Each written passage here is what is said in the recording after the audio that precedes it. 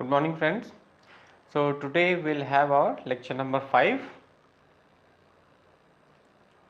of ethics, integrity and aptitude. We have finished our chapter number 1 in the last lecture. As far as theory part is concerned, theorization does not require you to go and read thick books that I have already told you. For example, from the last chapter, if we take this topic,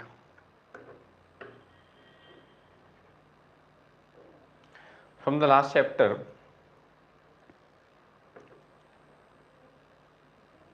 ethics in public and private relationships.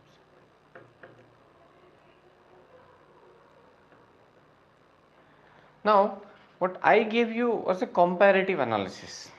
How complex the ethics in public relationships, public domain is, how simple the ethics in private relationship is, what are the ingredients of ethics in public domain that constitutes constitutional values, the law, societal norms, religious norms, personal ethics.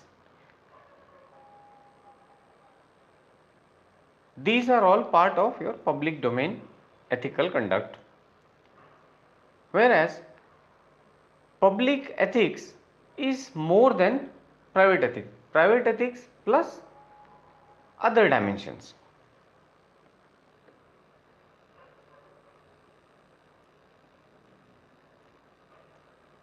Public ethics, ethics in public domain is private ethics plus constitution plus other laws which may surround you. The end goal of private ethics is to ensure that you defend your emotional bond and intimate relationships, whereas the end goal in public is smart governance, simple, moral, accountable, responsive and transparent governance, you as a civil servant. So the thing is, whenever you are looking at these chapters, you have to see from the perspective of an individual human being as well as a public servant, a civil servant. If you get into the shoes of a civil servant, then your content will be rich, which is required for the examination. You don't need to go and study 10 dimensions. Now, there is no harm in reading 10 dimensions, but the thing is that we don't have enough time in our hand. And if you look at the applicability is of only few things, like the comparative analysis of public ethics and private ethics.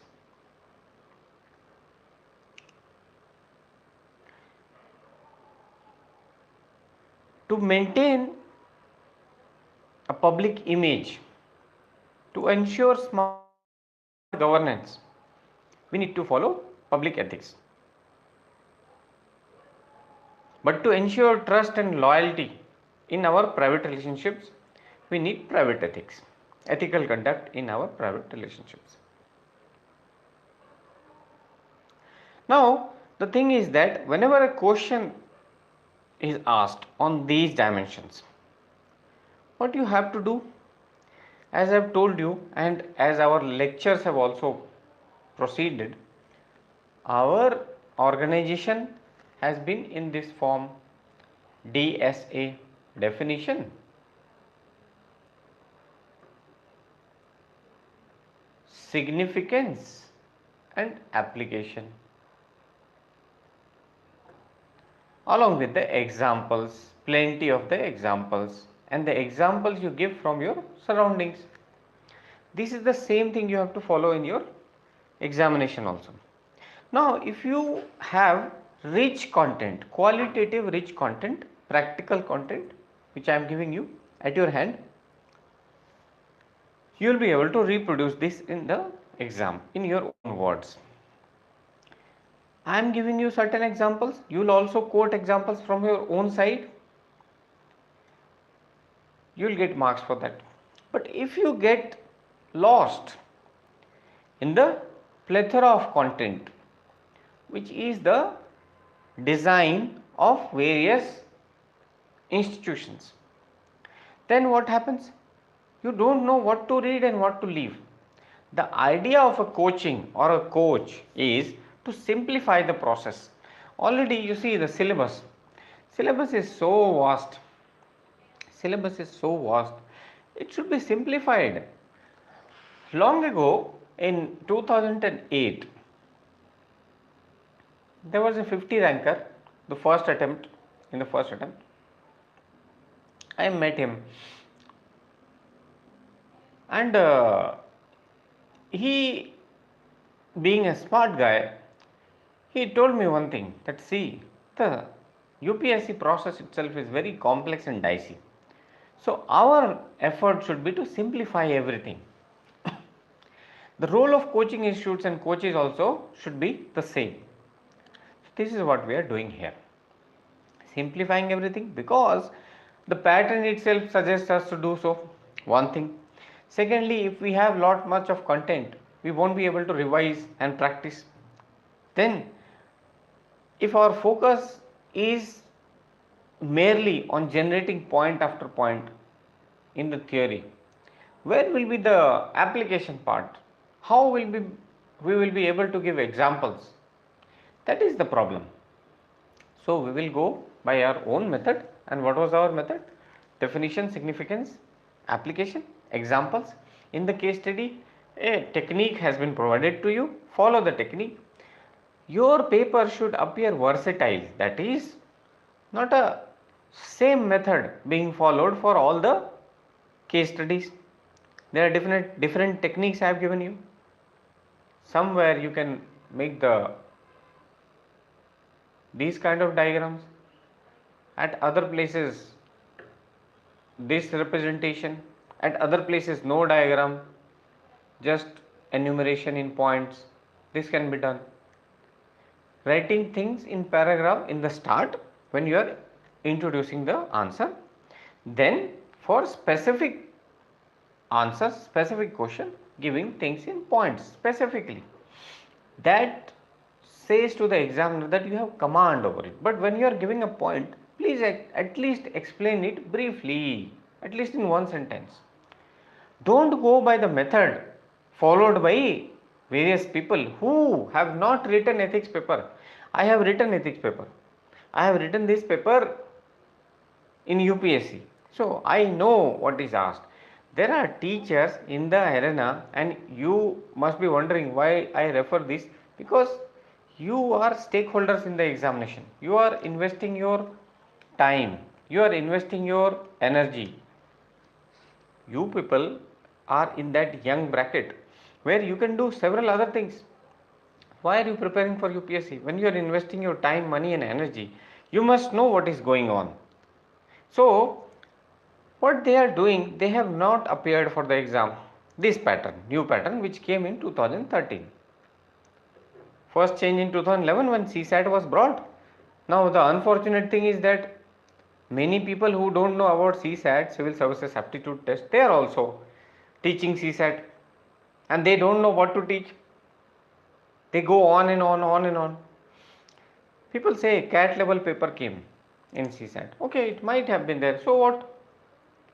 Leave it aside. Whatever the level be, if you understand the fundamentals and concepts, let me tell you through my experience, a journey of having cracked the topmost exams, IIT, GRE, CAT, and then UPSC also, reaching multiple times to the interview stage. Very funnily, somebody was saying that at interview stage you did not clear the interview. See, it is not about interview. Mains written exam plus interview, both marks are important. Then you clear. It is not that you are stopped in interview. It doesn't happen. That confusion should also be cleared. The thing is,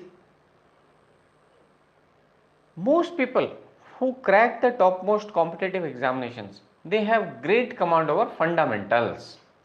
And for having great command over fundamentals, you don't need to read complex books, you don't need to read complex theories.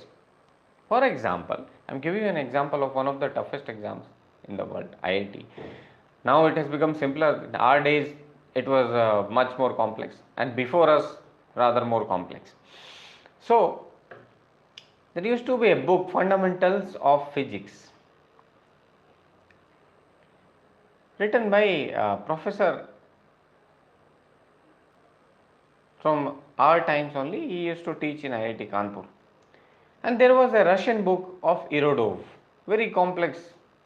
But people from various coaching institutes used to choose these books, Irodov. Now, those who don't have any command over fundamentals, how can they have command over Irodov? The same thing is happening in UPSC also. Fundamentals are being neglected and people are being given content so that, see, the approach of students should also change. The students think that, okay, lot many content will be given, it will be helpful for me in the exam. No, that is not true. The truth is you must know the fundamentals. Once you have commanded your concepts, once you know how to create examples, rather than giving you examples which you will reproduce in the exam, teachers should teach how to create examples.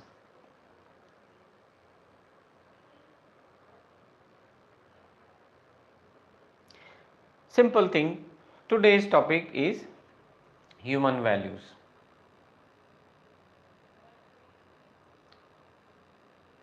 Now we'll go into that, we'll understand the concept, but just an example.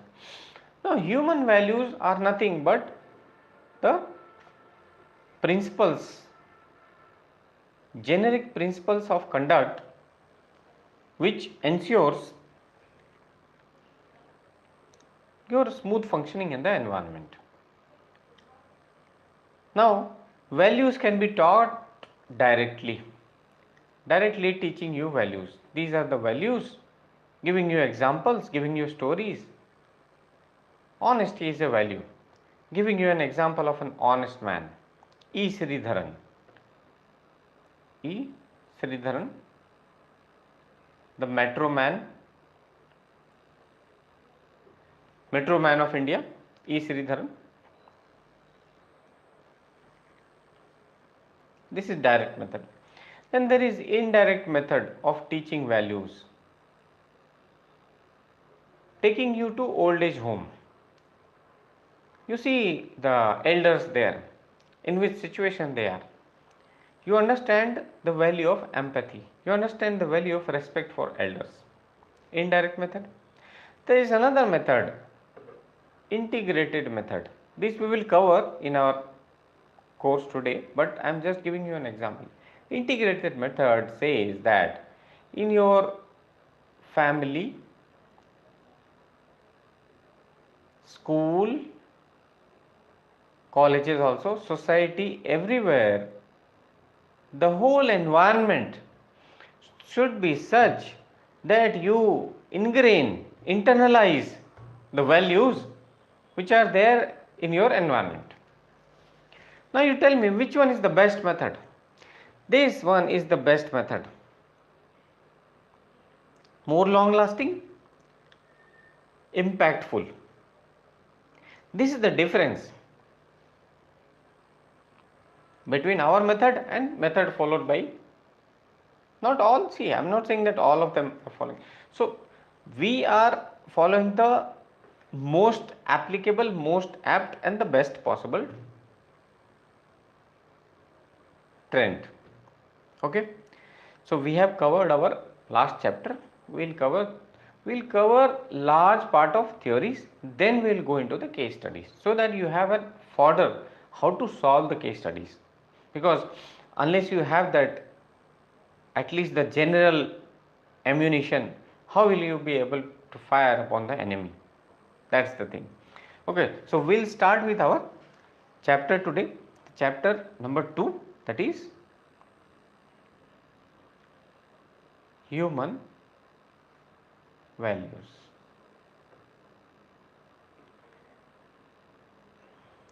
Earlier we have done ethics and human interface. Within human values, there are two aspects specifically mentioned in your syllabus, and we'll go by syllabus because this is competitive examination. And the nature of the paper ethics is that even if I tell you lots of theories, you read 10 books, the ingrainment of ethical conduct is important. You must understand the techniques, the fundamental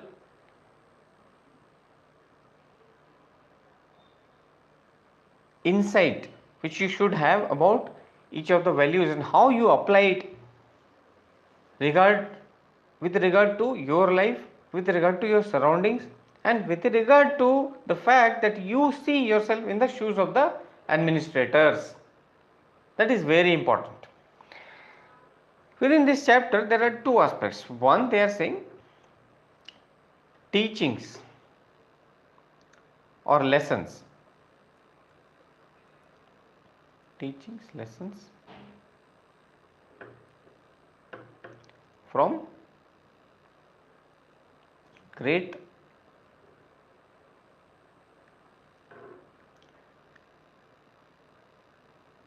leaders, reformers, and administrators.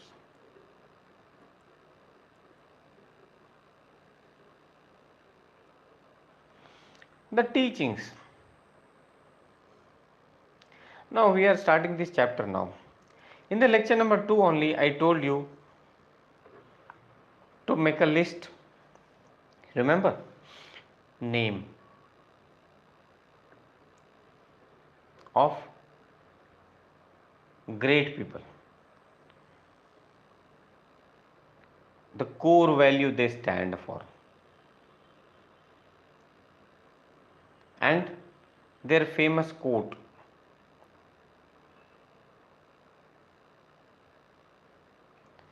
This is there in the syllabus, that's why it was told to you. For example, if we take Gandhiji,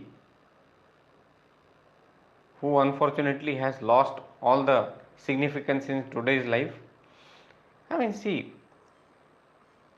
every person is great because of some or the other principles or values he or she fought for. So Gandhiji fought for truth and non-violence. I can understand the kind of society we have.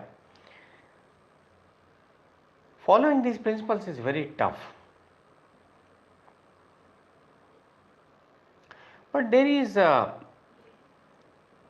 practical aspect also.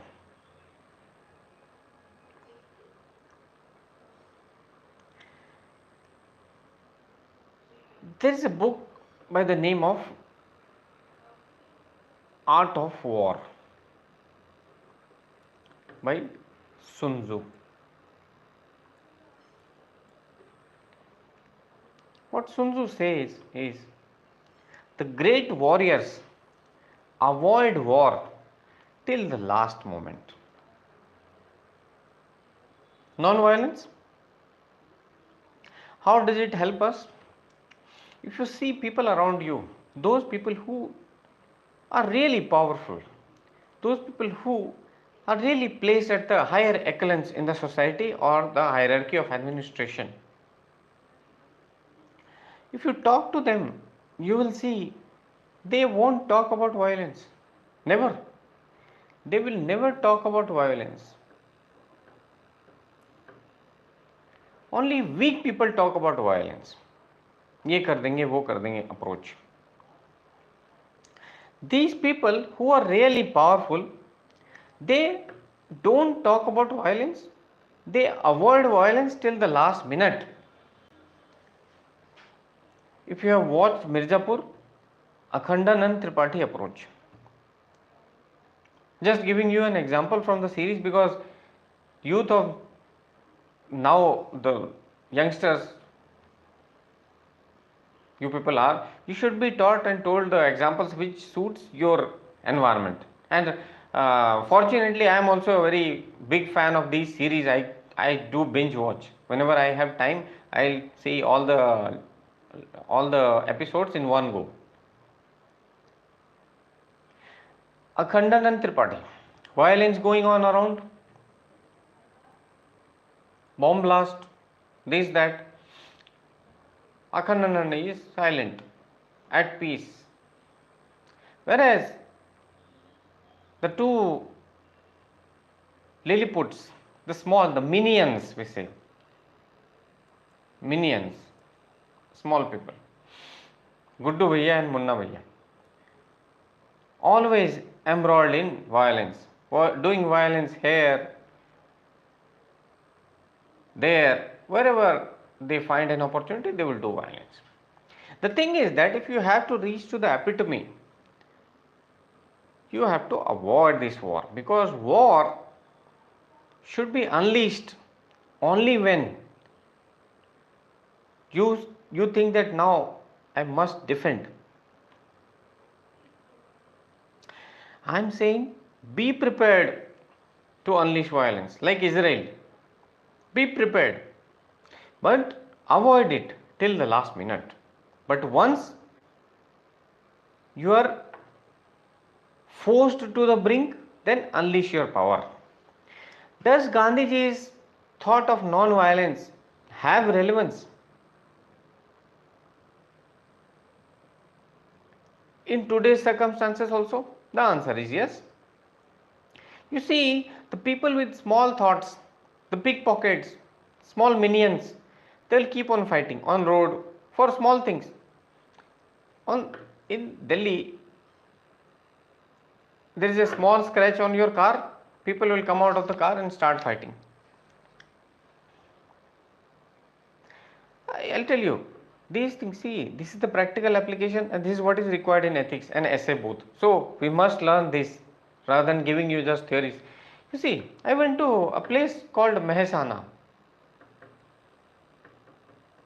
I'm not sure of the spelling, but it was like this, or Mahesana, it may be Mahesana. It is in Gujarat. Long ago, long ago. Walking on the road, some person was coming from that side. A lady was coming from that side. I was probably talking on the phone, so I collided with her. Some other men were also surrounding her. If the same thing would have happened in Delhi, there would have been a fight, of course.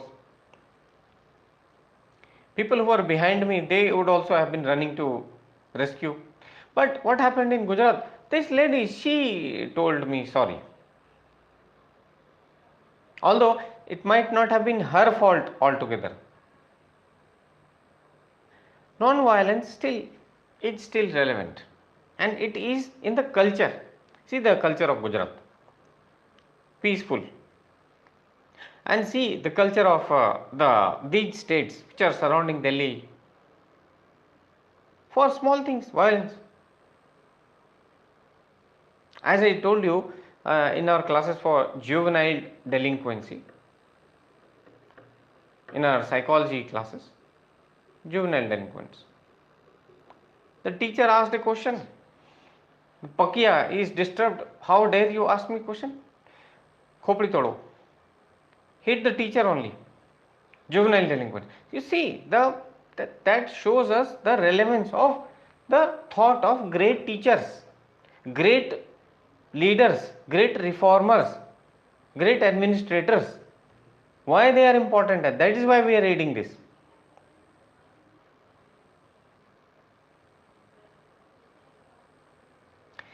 Juvenile delinquents, they unleash violence for a small thing.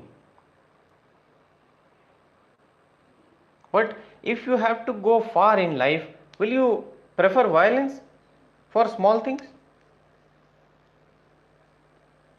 If your goals are bigger, you must avoid this. Likewise, truth. Truth was lesson given by Gandhiji. Truth has a relevance? Yes, definitely. Practical relevance. You lie once, especially to your in your private ethics, in your private relationships, you lie once. To hide that lie, you will have to lie 100 times again, and that will create a lots of dissonance in your mind. You won't be able to sleep well.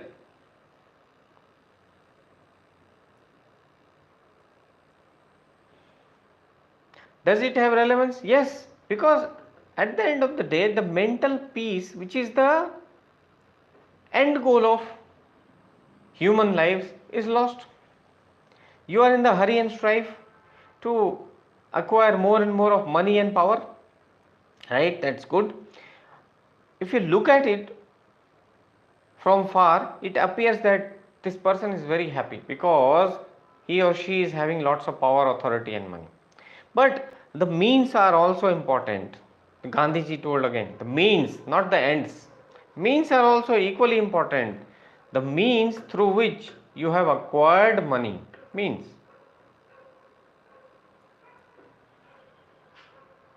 Look at it. The series on Sony Live regarding the scam, Harshan Mehta. Means.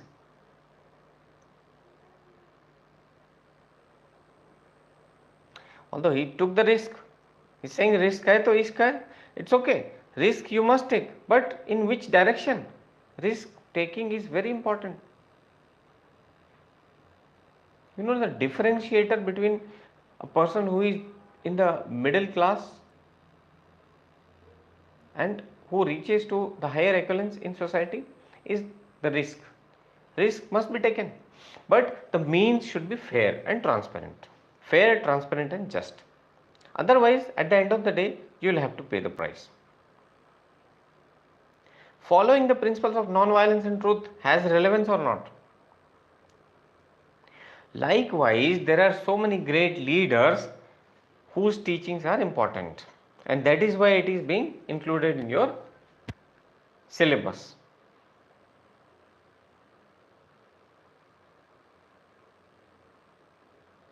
Okay, so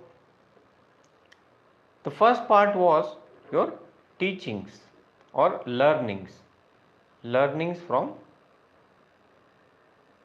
great people. The first part of this chapter, human values, is the chapter under which the learnings from great people, just keep it as great people. People become great only because of their thoughts, nothing else. Other part is role of family, society, etc. That includes educational institutions also, but we'll not write it here. Role of family, society and educational institutions in inculcation of values. So this chapter is all about understanding the value first and foremost. So what is value? We'll first of all define, then we will understand the mechanism through which the values are ingrained. We will understand the role of family, society and educational institutions separately. Then we will see the learnings from great people. Not in the same order, but this is the basic ingredient. And again I am saying, you must understand that there is no point of rectification here. You must know few things. The definition of value, for example. Yes, you must know. What is value? How do we define value? Values are the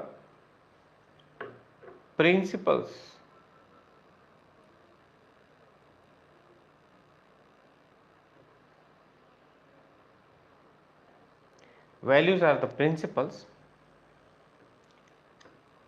internalized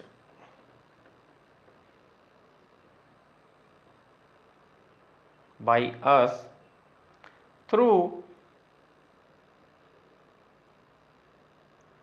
the process of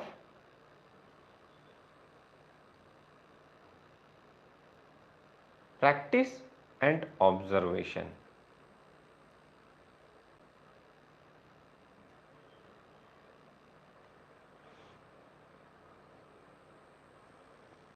They help us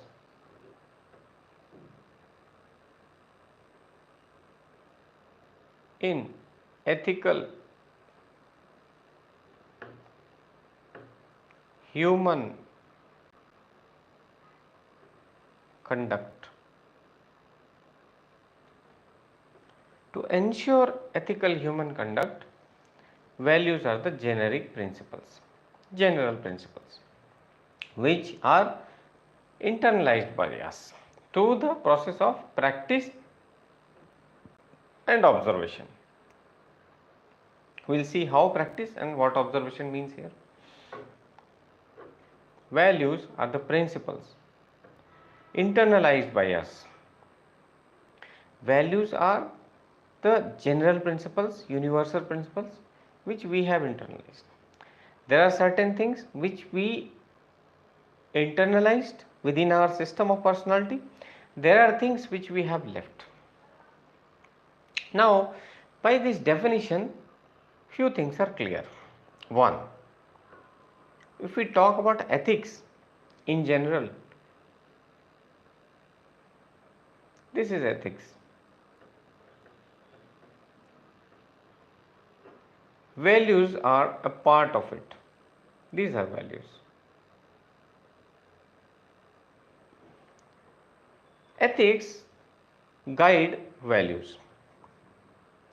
Values influence our ethical conduct. The ethical principles or ethical conduct which we have got through various methods as told to you. One is your family, then religion, culture, society, laws, regulations, personal life experience, which we have seen in the last chapter. So, ethics is guiding your human values. When we are talking about human values, we here are not talking about the universal human values. What is the universal human value? Compassion.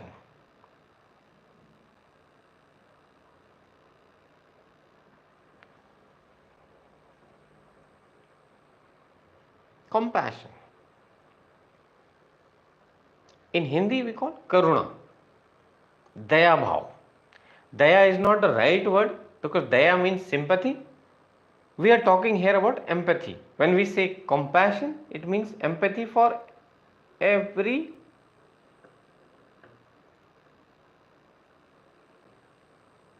living and even non-living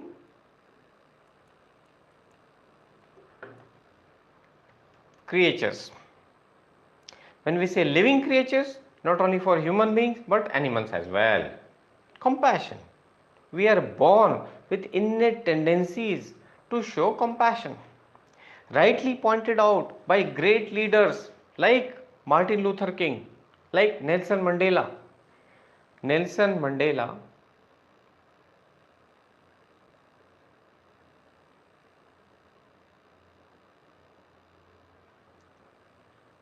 Martin Luther King,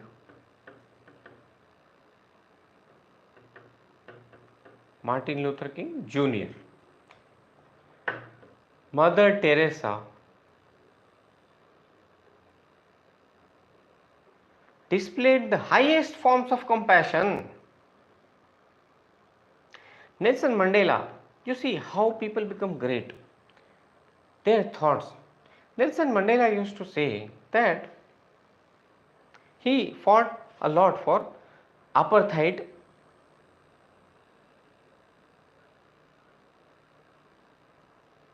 in Africa. What is apartheid? Discrimination of the level of violence and completely extermination, eliminating people, completely eliminating people based on their race, which was done by Hitler. Eliminated Jews completely.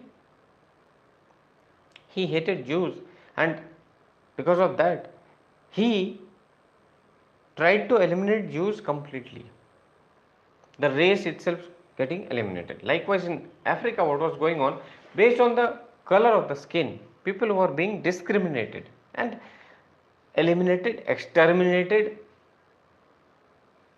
from their own place of living. Nelson Mandela fought for the rights of these people, and he used to say that people are trained to hate. Have you seen any child hating the other child? Children are innocent. When you are around them, children are so innocent and so pure soul that if right people are around them, they will start laughing. Children will laugh, children understand. And if the people with negative vibes, those who don't have the right kind of thinking, if the children are around them, they will start crying.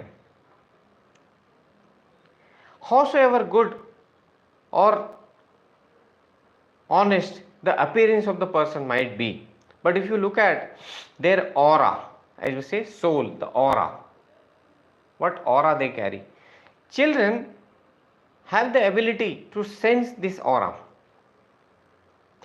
So children, when they are born, human beings when they are born, they are not born with the tendencies to hate anyone. They are taught to hate. And if you look at the societies like what is there in our society, so polarized. Humanity has lost its meaning. People don't have any empathy, sympathy left for other person's concerns. They are so lost in their own lives. Everyone has got problems. But it takes courage to empathize with the other person. Nelson Mandela used to say that people are not born to hate. People are born to love. They are taught to hate. And if they can be taught to hate, they can be taught to love as well. Because the general innate human tendency is to love other human beings and other living creatures and show compassion towards other. So scientific, the philosophy is not unscientific. This thought process is purely scientific. He is saying that people can be taught to love. You see, you have to draw examples from everywhere without naming any political party. Negativity surrounding the person, then you will never be able to see things objectively, which should have been the approach of the youth of this country. But unfortunately, the polarized situation in which, the polarized society in which we are living now, forces us to think in a negative manner. And what is happening?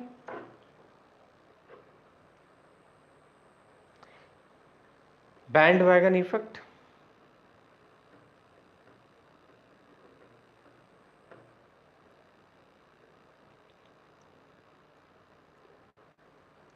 If you cannot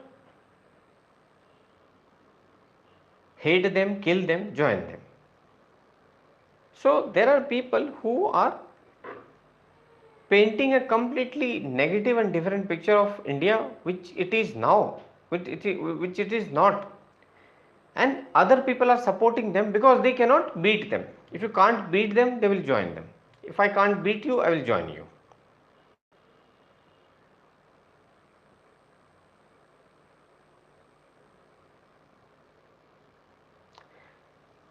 This is the hate part. On the other end, there are some people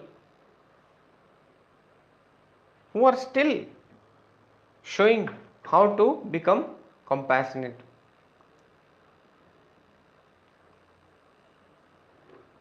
Hate and compassion, in these two departments, in these two directions, the society is getting stretched, pulled away. I am not saying that only one party is propagating hate. Those who are supporting this party, if you look at the opponents, they are equally hateful, they are equally vengeful, they are equally uncouth. The kind of language they use is abusive. People are divided now. Nobody can take an objective stand here. It is very difficult to take an objective stand. Very difficult. If you take an objective stand, people will say that you are poor.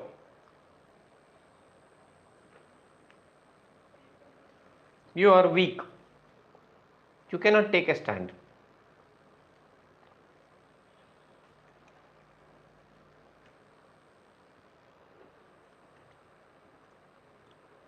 You have to see the learning from Nelson Mandela's perspective, that we are not born to hate, but now the society has taught us to hate. Likewise, the society can teach us to love. Society can teach us to become compassionate, because our innate tendency is to be compassionate.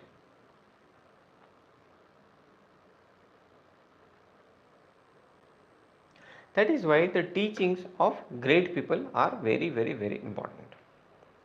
Martin Luther King Jr., again the great proponent of non-violence.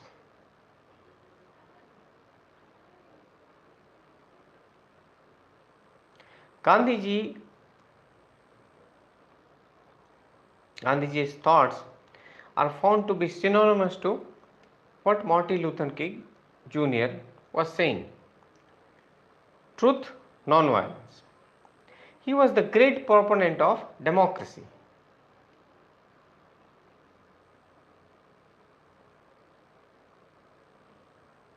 Because Martin Luther King believed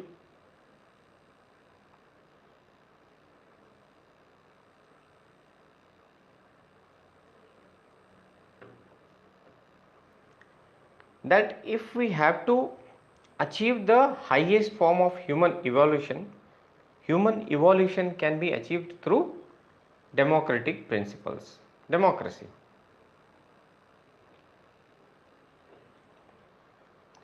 Now, you see the practical implication of this. India is a democratic country. You see the neighborhood of India. Most of the nations surrounding us are not democratic. Pakistan, you see theocracy based on religion, theocracy. Pakistan is being run by, as one of the army generals of Pakistan himself said, three A's: run, army, Allah and Al-Qaeda.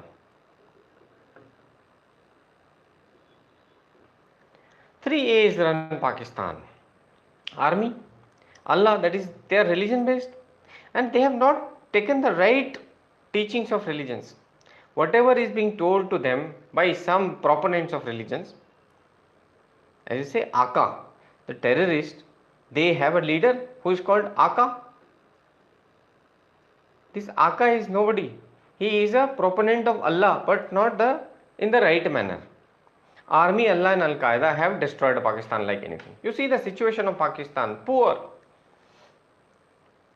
underdeveloped, full of terrorism. It's not that Pakistan is unleashing terrorism on India.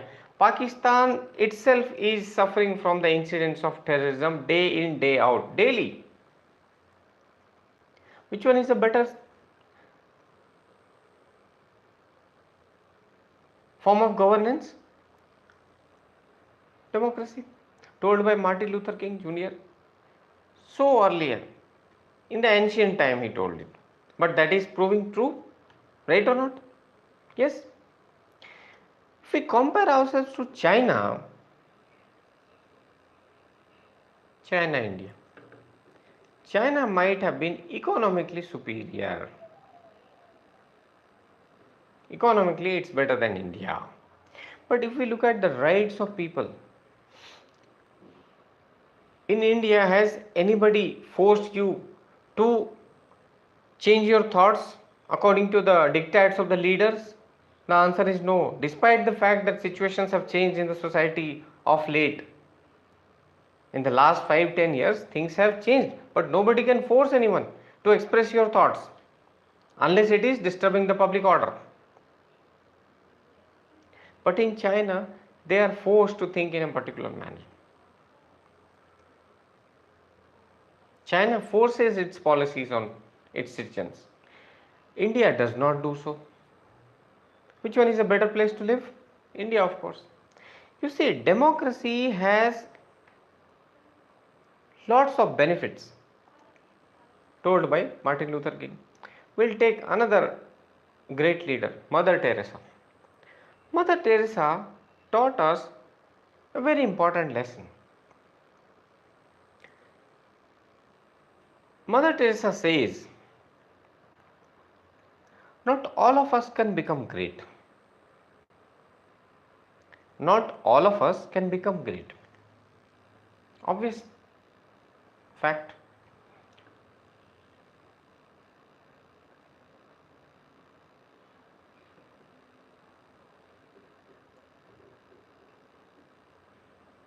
But can we do simple things greatly? Can we do simple things greatly? The answer is yes. Doing simple things greatly. Simple things. I'll give you a very practical, important example. Suppose I am running a company.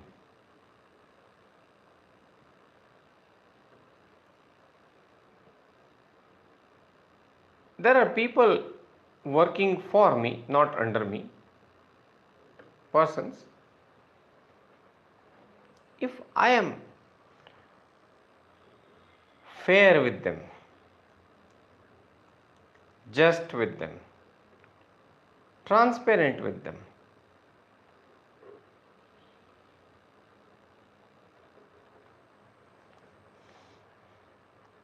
if I am empathetic towards their needs,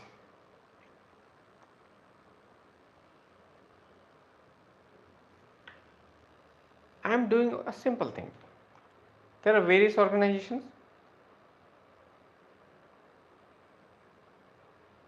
I am also one of them. But being just, fair, transparent with them ensures their trust and loyalty towards me, one thing. Secondly, by doing these simple things greatly, you see, there is an example of a company in Gujarat.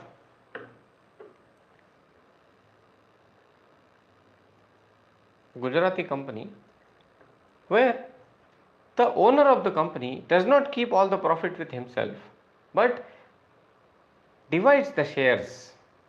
Every Diwali, the owner of the company gives new cars to its employees. New cars. As people say, as rightly told, when you get rich, don't uplift your standard of living, but uplift your standard of giving. And it is rightly told. It's not that you should not raise your standard of living. Everybody is free to raise their standard of living. Ambani is also living in one of the best houses, one of the costliest houses. But the thing is that, can you see it from this perspective? Because of Ambani, Adani, these big groups are not the, so many houses are running because of these people, because of these entrepreneurs, the businessmen. They are sharing the profit as well. You keep it for you raise your standards of living. But apart from that, you should also raise the standard of giving. I'll give you an example.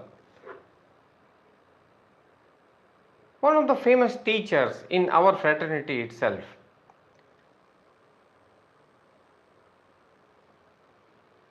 appoints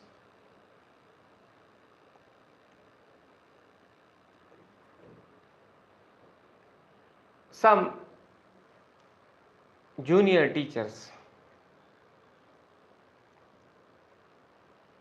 and this is not the situation about one particular teacher, so many of them, they appoint junior teachers to take classes, prepare material, conduct tests, so many other things which is auxiliary thing, because as they grow old they have lesser potential and they cannot innovate. Now they cheat them of the money. They give them lesser money than that should have been given. Suppose this person who is head of the organization is having a profit of 50 lakhs. If there are 5 employees, keep 25 with yourself, but rest 25 divide in all the 5 employees.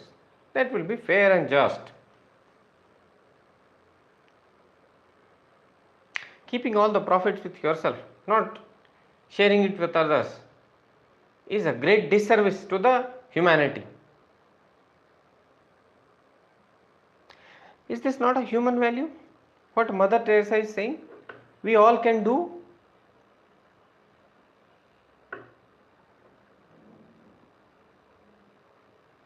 Not all of us can become great, but we can do simple things greatly. This is the example of doing simple things greatly, and see the difference it makes. It is not that you are giving something to others are benefiting. No, your life is also getting smoother. You are generating trust and loyalty for yourself. Your workforce is increasing. Your efficiency will be increased. There was a famous study done in Hawthorne.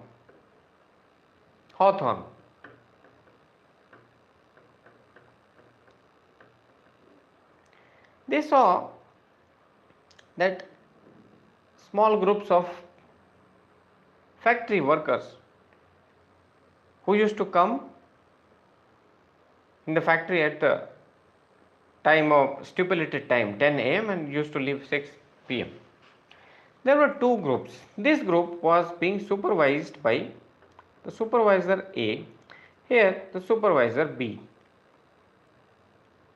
This supervisor was empathetic. He used to talk to employees one by one, calling them in their cabin, having tea with them, talking about their family members informally, not being formal and rigid, but informal. Within the conversation itself, they used to reveal so many truths that it is becoming very tough for us to survive. We are living in a small house. There is very less money. The supervisor used to listen and most of the time, within his capacities, used to solve these problems. This is the group A. Another supervisor used to follow the rigid, formal hierarchy, not giving any respect to these workers, but following the timings and efficiency models very, very strictly. At the end of the season, the whole cycle, the productivity of group A was found to be much, much better than B. Not 1 times, 2 times, but 5 times better. 5 times. They produced 5 times better goods.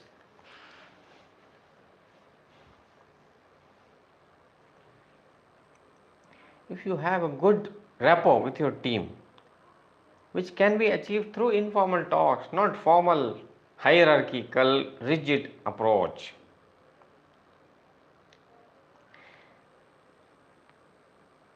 Is it better or not? You will be the leader of a district in form of DC or SP. So many people will die, even the smallest of the person in your own constable. If you just show some empathy towards the constable, ask them a simple question. How is your family? They feel great loyalty and trust towards you, and they will be very helpful. If some criminal attacks you, this constable will come and put his life at risk. I have seen this in army. Army people, army battalions, each battalion, I am referring here to GR, Gurkha regiment, where my relative is there. These buddies, they call them buddies. These buddies are so loyal towards their officers and their families. Officers and the family, all. They can't listen a single thing. Even if you are a family member of their officer and you are saying something wrong, they will say, don't talk nonsense. Straight away, in front of you, on your face, they will say, don't talk nonsense. Saab aisa nahi hai. This is what their approach is. The trust and loyalty which they have gained, you know why? Because these top quality officers, they also call everyone Saab. The subordinates are also called Saab. You see the kind of loyalty generated by such people, and this happens in civil services as well. These values are taught by whom? The great leaders. Why are we reading these great leaders? Mother Teresa, who is that? Why should we study? It has importance. And unfortunately, in our society today, we have lost the relevance of these people. Great leaders lost their relevance. Only nonsense. WhatsApp university going on. The facts, at least verify the facts. You are saying India never got independence in 1962, or Nehru shook hands with China. Total nonsense. The advice given by defense minister was not rightly pointed towards China. The defense minister said, Menon at that point of time, Mr. Menon, he said that Pakistan is a greater threat. We should focus on Pakistan. We should not worry about China. This advice did not go well, and that is why the situation arose. Then when you are in a complex situation, some decisions might be wrong. Likewise, even the current regime government, they might have also taken few wrong decisions. Our endeavor, our idea should be to see the positive aspects in them. Okay, you see the relevance through the examples. You understand the importance of values. Now, we have understood definition of values. What is that? A subset of ethics, first and foremost. These are ethics, these are values, these are values, these are ethics. Ethics define your values, values influence the ethical conduct. Largely, we ingrain it, internalize it. How do we internalize? A child is born. What do they see first? They will see first family. In the family, parents especially. As I told you, the most significant, the foremost actor as far as socialization is concerned is mother. Mother's values especially completely ingrained by the child. Father's values internalized. Children don't learn what you say to them. Children learn what they see. So they are observing, as we have seen in psychology also, observation learning. They are observing each and everything. They are observing the religious practice.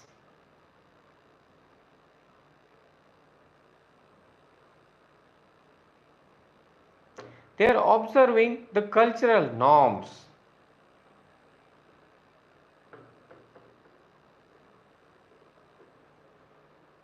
Followed by the family, told by the society.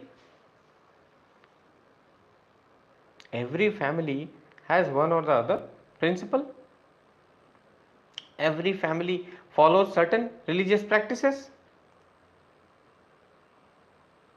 You see how much the difference that religious practice itself creates. You know, in Christianity itself there are Catholics and they are Protestant.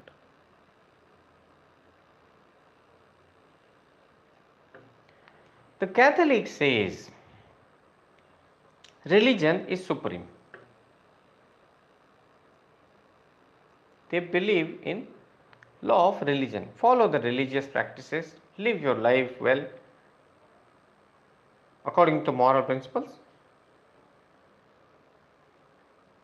That is your duty. Catholics say. What Protestants say? Protestants say work is worship.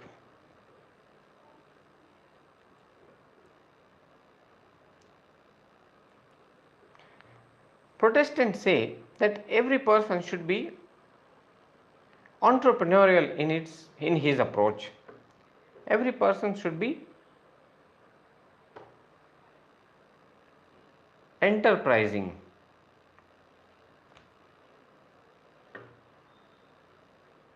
Now you see, the people who follow this principle, they have built great businesses in the world. The Protestant Christians.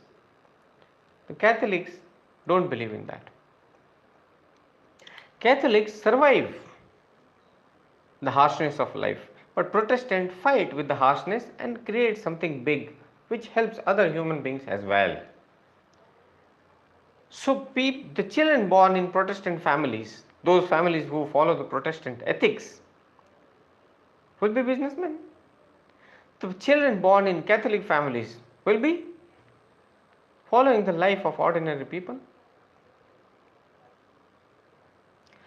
What difference does it make? So see, it is not only about the family, the cultural practices, religion, but which region you are born in.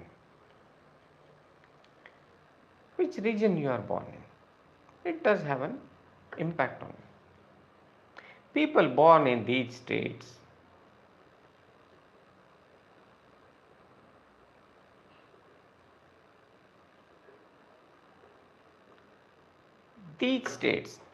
the youngsters are still under the colonial hangover. What is colonial hangover?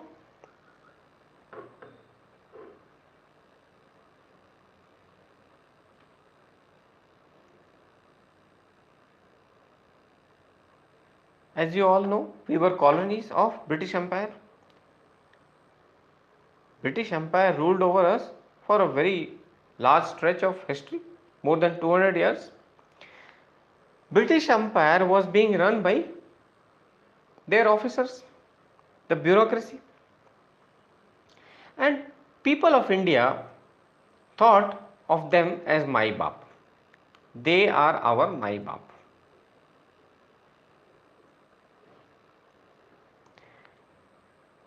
We got independence. Every state had its own way of rising. The state of Punjab rose through firstly doing wonderful innovations in agriculture. State of Gujarat through innovations in business. State of southern India, they focused more on literacy. The states of eastern part of India, the states which I mentioned, earlier we used to say Bimaru states. Bihar, Madhya Pradesh, Rajasthan, Uttar Pradesh, these states. Bihar, MP, Rajasthan, UP, etc. Few more states are there. These states still under that feudal thinking. Feudal. What is feudal? Feudalism was Jamindari. Feudal thinking and colonial hangover. They focused more on getting a job, doing the government service.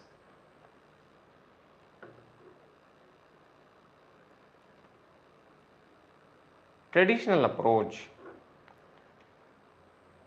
You see the growth parameters, both economic and developmental indicators. You will realize that the states which I mentioned earlier, they are doing much better. They have their problems, yes.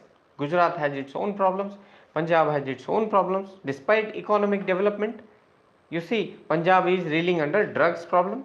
The youth of Punjab are still stuck, even now stuck in. Government is not.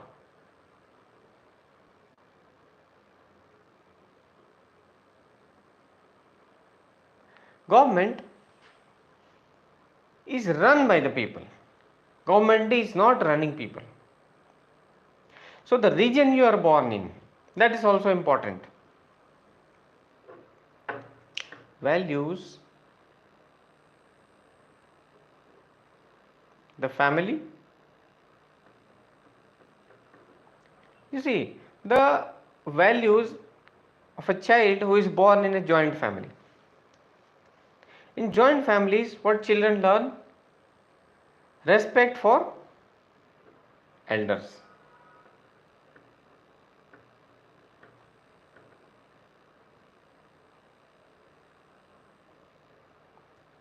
Empathy, how to share things, they learn this. Children born in nuclear families, they don't know how to share things. Although there are problems with the joint families as well, there is lackluster, imbalanced growth. Those who earn more, suppose in the same family, your parents are not earning more, and other children's parents, they are earning more. So you will always have loss of moral, loss of self-confidence. You will be having a feeling of deprivation, that something is wrong with me. You will lose your self-esteem, your confidence. You will not be able to speak truth because you have been taught to hide truth. These problems are there, but you see, the value system, the empathy and respect for elders will be there in the joint family. In the nuclear family, very less. Father, mother, father's values, mother's values, and generic principle of either it is a nuclear family or a joint family. This will all be ingrained by you or not? The answer is yes.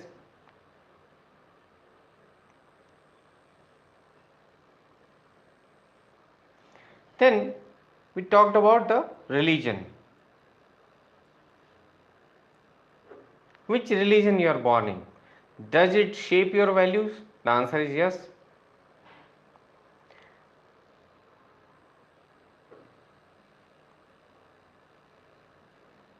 Family, religion. The region you are born in, does it shape your values? We have seen right now. Yes. Religion, we have seen Catholic versus Protestant. Societal values.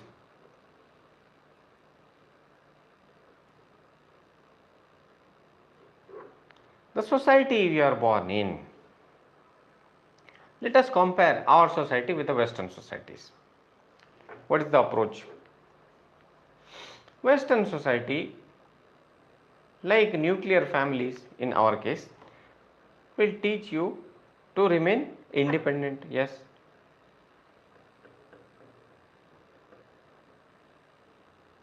Your critical thinking will be there.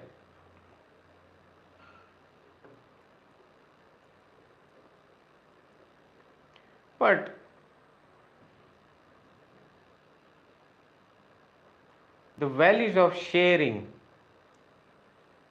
and caring will be more apparent in the Indian society. Is that having an impact over you? The answer is again yes. You compare urban and rural areas. Urban areas, the children are born in urban areas. They are smart, of course, tech savvy. But if we look at their value system, they are quite selfish. They cannot gather people around them. But if you look at the rural area children, although there might be certain lackluster development, but if we ask them to gather support of people, they will be easily able to get the support.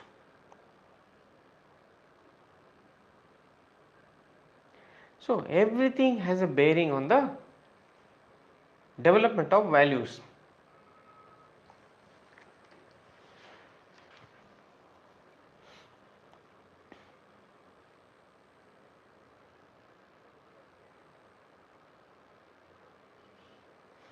Now we'll come to our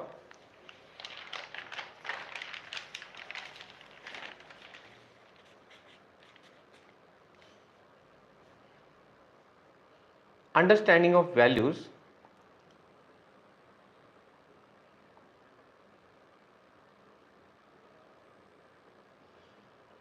as far as its significance is concerned.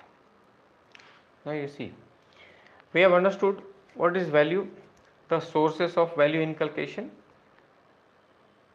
generally understood. We will see the specific role of family, specific role of society, specific role of institution later on.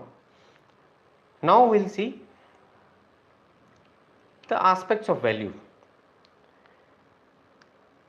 Like personality, the values are also, and let me tell you, values are one of the most significant aspect of your personality. See, people have a personality. This is your personality. There are certain parts in the core. This is the core of the personality. This is periphery.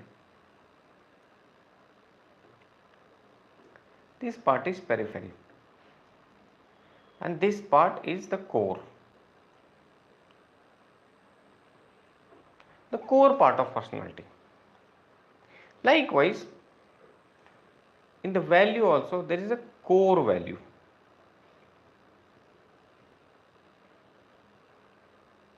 What is the core value? The value you display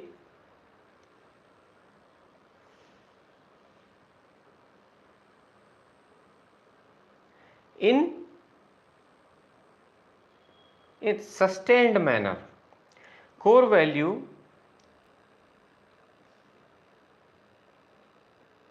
is displayed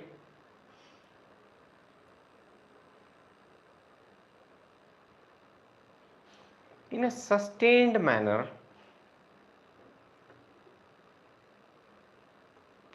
in a consistent manner with respect to person, different people, but you have the same value. Place, different places, but you have the same value. Time, 10 years ago you had the same values, now also you have the same value. Core values. For example, Ashok Khemka, a famous IAS officer,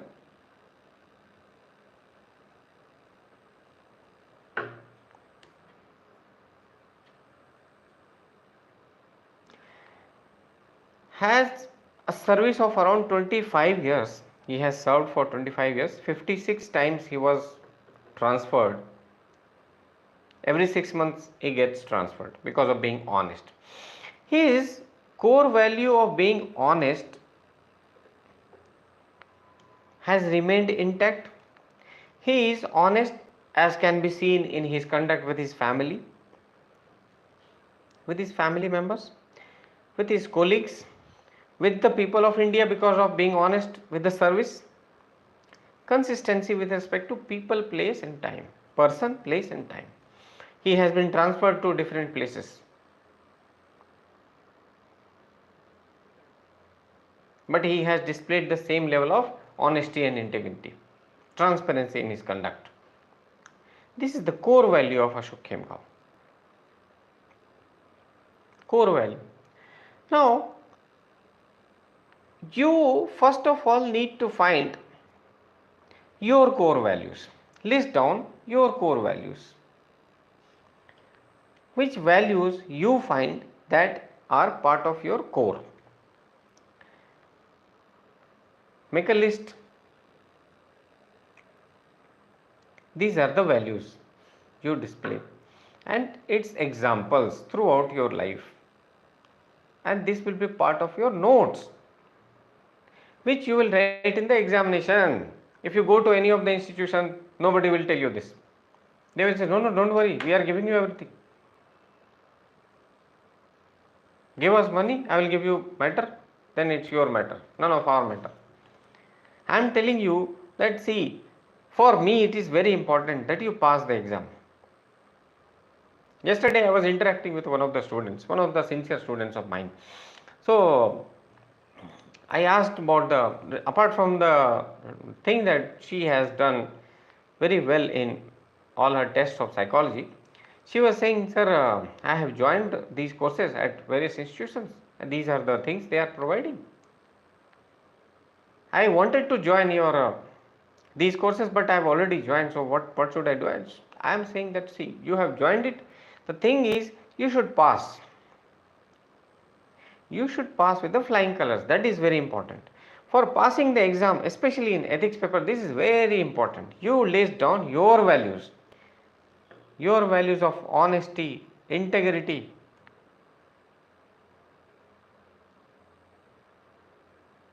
I'll give you an example. I am giving you online classes. Now, the 5 people might be sitting with you watching my lecture. I don't know. But I saw some student telling me, I am watching this with my family members. I was very impressed with the kind of honesty, integrity you are displaying. You will definitely do well in life. Definitely you will go very far in life. You list down your values. See the example which you have displayed. Suppose you have displayed honesty.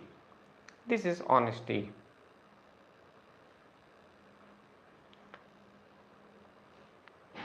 You displayed this honesty as a class monitor or as an NCC cadet.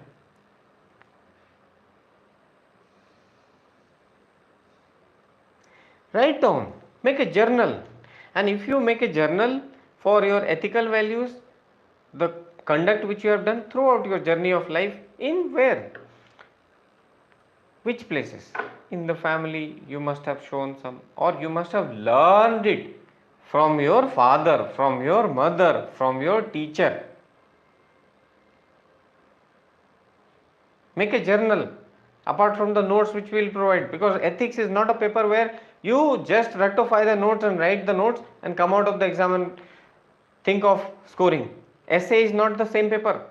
In the essay paper also, it is very important that you display your ingenuity, creativity, which we will cover in our lectures. The family members, what did you learn? You might be having a person in your family who was ex-bureaucrat or ex-army member, or leave aside, they are just human beings, that is enough. Being a good human being, a big achievement of a person. If your children look up to yourself as heroes of your life, there is nothing greater than that. You have achieved all the salvation because you are their hero. You have lived by the principles, values, the ethical conduct. You are a dutiful person apart from being beautiful person. This is very important. So make that journal. Where did you display those values of honesty, integrity, justice, fairness? Quote this example in your paper. Examiner will give you marks because they are checking your ethics. They are not checking your knowledge of ethics. Mind it, there is a difference. They are checking your ethical conduct, ethical values. They are not checking the knowledge of ethical values, which coaching definitely will give you. Why somebody is able to score 140 plus? See, the students, the aspirants are very humble. When they come out with flying colors, they come to the coaching institute because of the one pressure or the other. They say that yes, because of this coaching institute, I was able to score this much of marks. The thing is, the reality is that it's all nonsense. Either they have been coached by somebody who knows the insight, or they have done their own hard work. The general things which are running around in the market will not see you through. That is perfectly true. Make this journal. Now, while you are making this journal, it is important. Where do you get the values? See, I have given you so many factors which results into ingrainment and internalization of the values, but largely parents, your own values, you will make a journal, teachers, and then peer group. PTP approach. What did you learn from your peer group? If you are in that peer group of juvenile delinquents, Anwar Hatela, Pappu Pakia, Mania Surve are your peer group, then what are you going to learn? If you have a peer group of people who are more intelligent than you, who are propelling you, pushing you towards achieving your goals, they are the real peer group.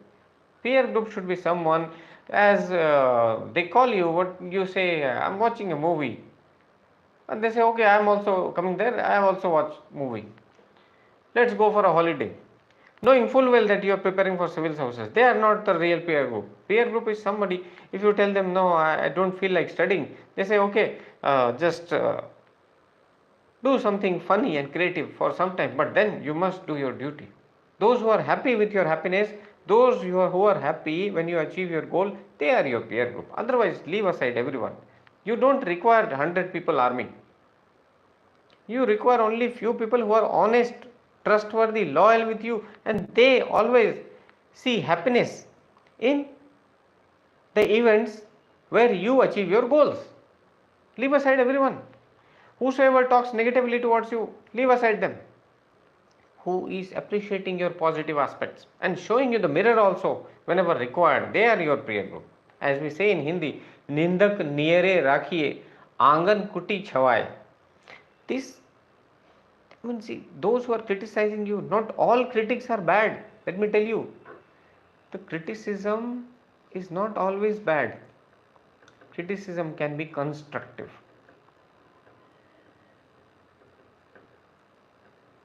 Constructive criticism.